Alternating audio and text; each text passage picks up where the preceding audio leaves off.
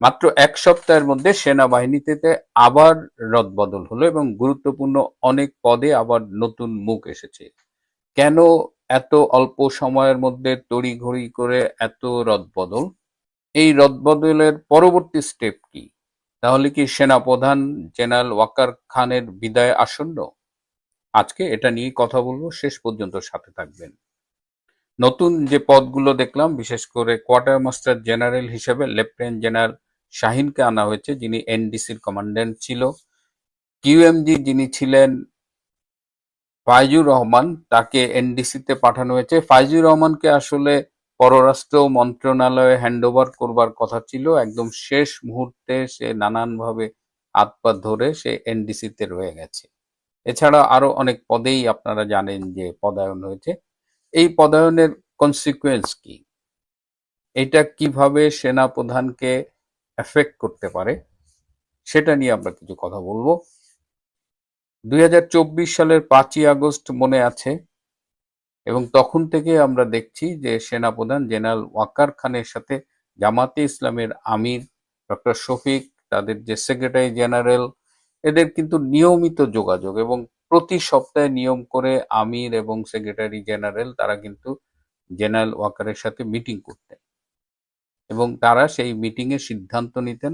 এবং আপনারা জানেন যে ডক্টর ইউনূসও জামাত প্রভাবিত সরকার ছিল, তো সব মিলিয়ে এই জেনারেল ওয়াকার জামাতকে কিভাবে ফেভার করতেন সেটা আপনারা দেখেছেন।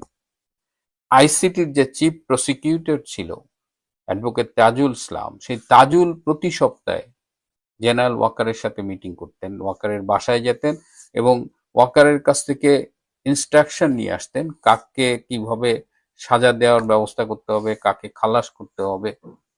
এবং এই তাজুলকে দিয়েই এই অনেকগুলো ব্রিলিয়ান্ট আর্মি অফিসারকে আইসিটিতে নেওয়া হয়েছিল।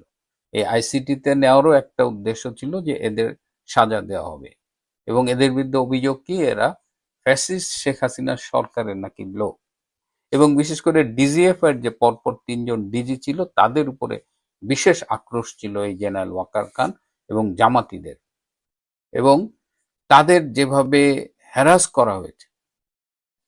এই যে আর্মিদের আইসিটিতে নেওয়া হলো, তারা তো সরকারি দায়িত্ব পালন করেছে। তাদের মধ্যে একজনকে এই যে রামপুরায় গোলাগুলির ভিডিও বানিয়ে সেখানে সাইমুলেশন অনেক কিছু করে এই প্রথম আলো ডেইলি স্টারদের সাথে মিলে রেদওয়ান নামে একজন lieutenant colonel brilliant junior officer, তাকে পর্যন্ত আইসিটিতে এমনভাবে উপস্থাপন করলো মনে হলো সে খুব বড় দাগের খুনি। তো এইভাবে জেনারেল ওয়াকার কিন্তু একের পর এক গেম খেলে গেছে। দুর্নীতি দমন কমিশনে general Waker brigadier retired Hasan নামে একজনকে কমিশনার পদে বসিয়েছে। কে এই হাসান? সদ্য বিদায়ী যে সিজিএস ছিল লেফটেন্যান্ট জেনারেল মিজানুর রহমান শামীম, তার ছেলের সাথে এই ব্রিগেডিয়ার রিটায়ার্ড হাসানের মেয়ের বিয়ে হয়েছে। এই শামীম আর ওয়াকার মিলে হাসানকে দুদকে বসিয়েছে।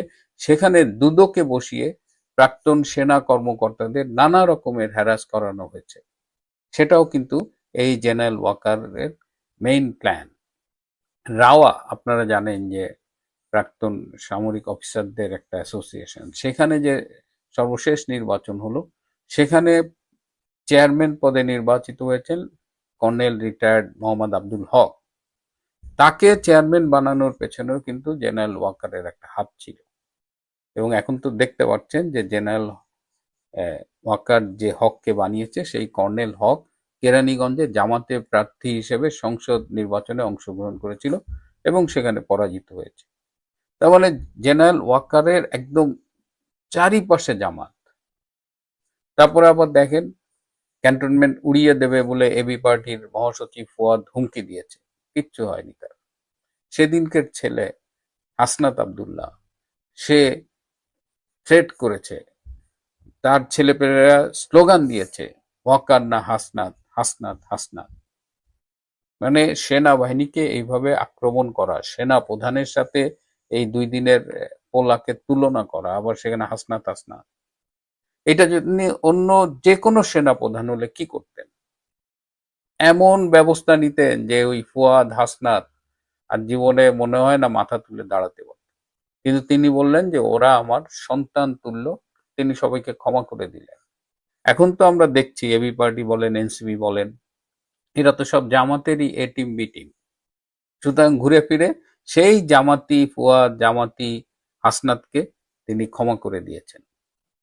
তো এইভাবে ক্ষমা করে দিয়েছেন এবং তার নিয়োগকর্তা শেখ হাসিনার সরকারের সাথে তিনি কিন্তু নিয়োগ পাওয়ার ১.৫ মাসের মাথায় পল্টি খেয়েছেন।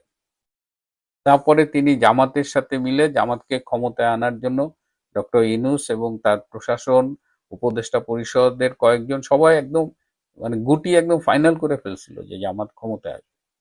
কিন্তু যখন গত বছরের ২৫শে ডিসেম্বর তারেক রহমান বাংলাদেশে এলেন এবং তার আশাকে কেন্দ্র করে একটা শোডাউন হলো, বিএনপির মধ্যে একটা উজ্জীবন আমরা লক্ষ্য করলাম।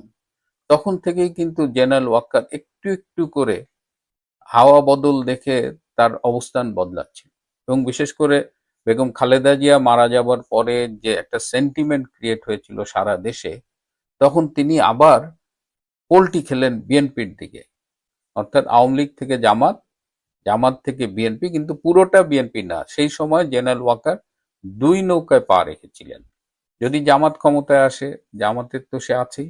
আবার বিএনপি যেহেতু ক্ষমতায় আসার একটা সম্ভাবনা তৈরি হয়েছিল, বিএনপির পক্ষে একটা জোয়ার তৈরি হয়েছিল, অনেক জায়গায় আওয়ামী লীগ সমর্থন দিয়েছে, সনাতন ধর্মী ভোটাররা সমর্থন দিয়েছে, সব মিলিয়ে একটা সম্ভাবনা কিন্তু বাড়ছিল, যেহেতু ভোটের মাঠে আওয়ামী লীগ ছিল না এবং আওয়ামী লীগ ভোটারদের নির্বাচন বর্জনের জন্য আহ্বান জানিয়েছিল। তো সব মিলিয়ে যখন বোঝা যাচ্ছিল বিএনপি ক্ষমতায় আসবে, তখন কিন্তু জেনারেল ওয়াকার খান আবার পোল্টি খেয়েছে। এই যে বারবার পোল্টি খায়, এই যে লোভী, ক্ষমতা লোভী, নিজে শেখ হাসিনার আমলে ১৫ বছরের আমলে সর্বোচ্চ সুবিধাভোগী, তার মতো সুবিধা আর কোনো আর্মি অফিসার কোনোদিন পায়নি। ২০২৪ সালের নির্বাচনকে বিতর্কিত বলা হয়, সেই নির্বাচনে সিজিএস হিসেবে জেনারেল ওয়াকার, তখন তিনি লেফটেন্যান্ট জেনারেল, গুরুত্বপূর্ণ ভূমিকা পালন করেছে। অথচ তার ৭ খুন মাপ, সে ফ্যাসিস্টের দোসর না। তো এখন এই জেনারেল ওয়াকার এখনো সেনা প্রধান আছে, এটা নিয়ে কিন্তু বিএনপির ভেতরে আলোচনা চলতেছে। বিএনপির নীতি নির্ধারণী পর্যায়ে জেনারেল ওয়াকারকে নিয়ে ভিন্ন মত রয়েছে। তারা মনে করে যে তার নিয়োগকর্তার সাথে বেইমানি করতে পারে, যে বারবার ক্ষমতার লোভে নিজের স্বার্থের জন্য পোল্টি খেতে পারে, সে বিএনপির মিত্র নাকি আসলে সব সুযোগ বুঝে বিএনপির বিরুদ্ধেও পোল্টি খাবে। এই জন্য জেনারেল ওয়াকার খানকে সেনাপ্রধানের পদ থেকে সরিয়ে দেবার ব্যাপারে আলোচনা চলছে। এবং এই যে সাম্প্রতিক যে রদবদলগুলো হলো, এই রদবদলের মধ্য দিয়ে কিছু জিনিস কিন্তু খুব স্পষ্ট হয়ে উঠেছে। জামাতপন্থী ফয়জুরকে সরিয়ে দেওয়া হলো, পাকিস্তানপন্থী কামরুলকে পররাষ্ট্র মন্ত্রণালয়ে হ্যান্ডওভার করা হলো, সিজিএস হিসেবে আনা হলো লেফটেন্যান্ট জেনারেল মাইনুকে, কোয়ার্টারমাস্টার জেনারেল হিসেবে আনা হলো মাইনুর চেয়ে একটু সিনিয়র লেফটেন্যান্ট জেনারেল শাহিনকে।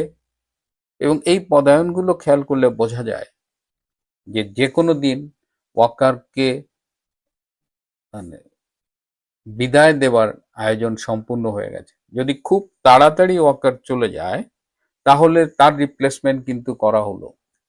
আর যদি মনে করা হয় যে না, কয়েক মাস সময় নিয়ে ওয়াকারকে বিদায় জানানো হবে, সেই সেকেন্ড ব্যাকআপটাও কিন্তু এই রদবদলের মধ্য দিয়ে আয়োজন করা হয়েছে। এখন সবাই তাকিয়ে আছে এই মীর জাফর বেঈমান সেনাপ্রধান ওয়াকার খানকে কখন তারেক রহমান সরিয়ে দেন। এটি যেমন তার সরকারের নিরাপত্তার জন্য প্রয়োজন, তেমনি দেশের জন্যও প্রয়োজন।